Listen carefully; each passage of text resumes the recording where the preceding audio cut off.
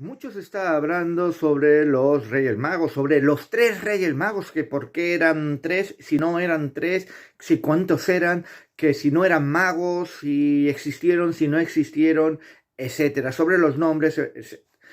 Y hay que tener en cuenta una cosa, la historia, la leyenda de los Reyes Magos está basada en muchas microhistorias, muchos microrelatos que a lo largo de los siglos, no de los años, sino de los siglos, se han ido escribiendo.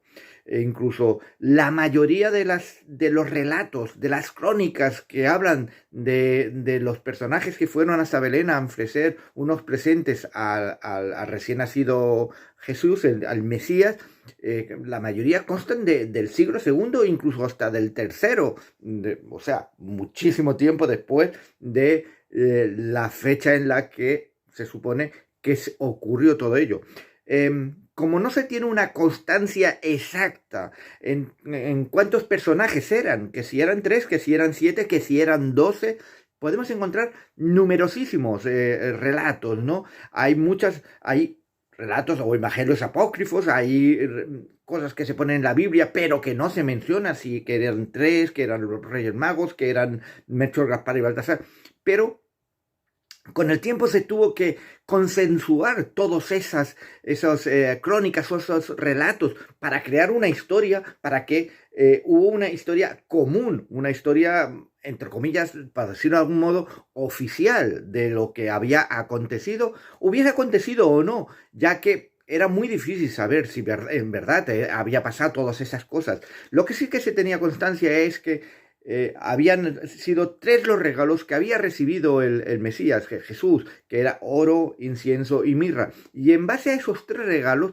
se crearon los tres personajes. Fuesen 3, 5, 12 o 18 los que hubiesen ido, pues se puso a tres. Y se puso de tres destinos diferentes que eran Europa, Asia y África, que eran los tres continentes que en aquella época se conocían. América, Oceanía, la Antártida no se conocía, así que se puso. Y se pusieron los nombres de Melchor, Gaspar y Baltasar porque eran nombres muy comunes en la época medieval y además de los lugares de donde provenían estos personajes.